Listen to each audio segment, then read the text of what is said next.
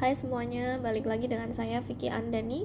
Pada video kali ini kita sudah sampai pada part 4, yaitu bagian dari buku Execution, The Discipline of Getting Things Done. Jika pada video sebelumnya saya sudah membahas mengenai the people process dan juga proses strategi, pada video kali ini saya akan membahas mengenai jalan menuju profitabilitas dan hambatan untuk pertumbuhan.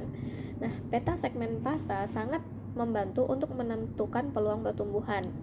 Ethicross, salah satunya, produsen pena, memiliki 3 segmen konsumen utama, yaitu pembeli individu, gifter, dan pembelian perusahaan untuk hadiah institusional.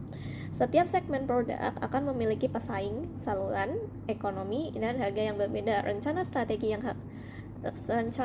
yang kuat harus menjawab beberapa pertanyaan berikut. Contohnya seperti yang pertama, siapa yang berkompetisi? Terkadang pesaing yang tidak mungkin dapat memiliki proporsi nilai yang lebih menarik bagi pelanggan, sementara Staples dan Office Depot bersaing untuk pasar perlengkapan kantor diskon.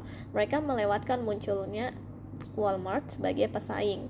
Yang kedua, apakah perusahaan dapat menjalankan strategi tersebut?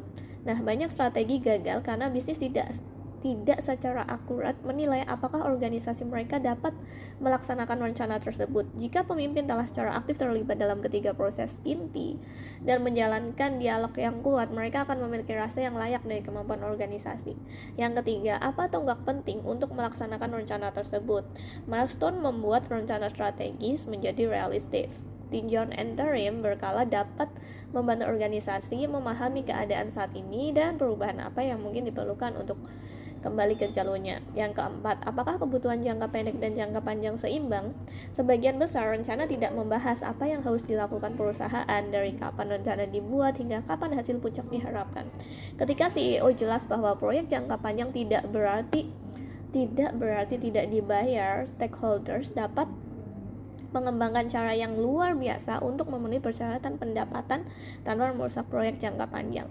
Yang kelima, apa masalah kritis untuk bisnis saat ini? Setiap bisnis memiliki beberapa masalah kritis yang dapat mencegah pencapaian tujuan strategis. Ini harus secara eksplisit disebutkan dalam rencana strategis. Dalam meeting review strategi, masalah ini dibahas dan ditangani secara berkala.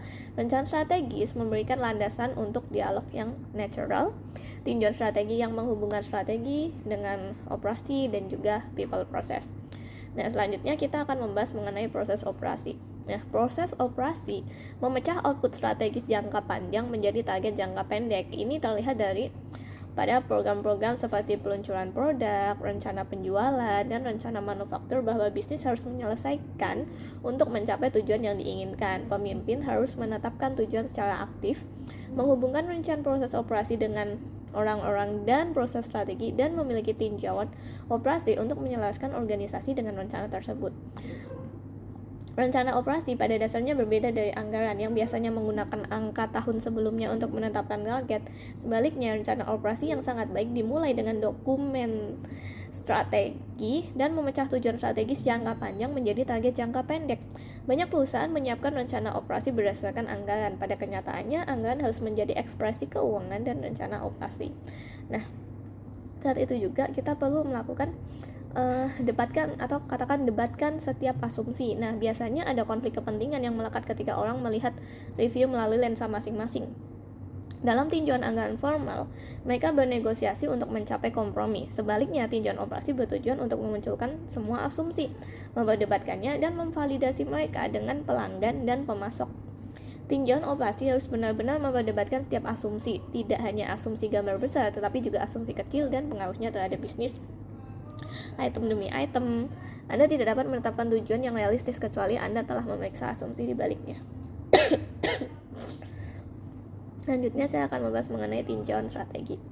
Karena menawarkan kesempatan terakhir untuk menguji dan memvalidasi strategi sebelum menghadapi dunia nyata, tinjauan strategi harus menampilkan debat yang kuat dengan semua pemain kunci yang hadir. Orang-orang harus pergi dengan penutupan diskusi dan akuntabilitas yang jelas untuk bagian rencana mereka. Pemimpin harus memastikan semua orang jelas tentang hasilnya. Nah, tinjauan strategi adalah tempat yang baik bagi para pemimpin untuk belajar dan melatih anggota tim lainnya. Pada akhir tinjauan, pemimpin mendapatkan perspektif yang baik tentang kemampuan berpikir strategis dari orang-orang yang terlibat dan potensi mereka untuk promosi. Pada tinjauan strategis, pertanyaan yang sama diajukan ketika tim membentuk rencana strategis akan diajukan lagi dengan kelompok yang lebih luas dengan pandangan yang lebih beragam. Nah, berikut ini saya juga akan memberikan beberapa pertanyaan tambahan yang perlu dipertimbangkan, seperti yang pertama, apakah rencana itu terpencar atau terfokus tajam?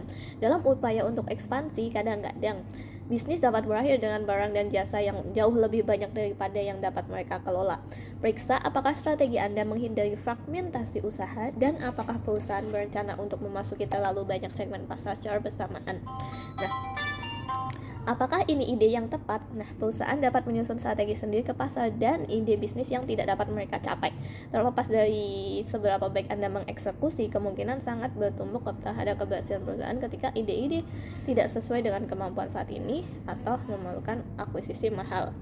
Oke, mungkin pada video kali ini saya akan cukup membahas sampai sini saja. Untuk selebihnya akan saya bahas di video selanjutnya, di last part ya. Oke, thank you for today. So, see you soon.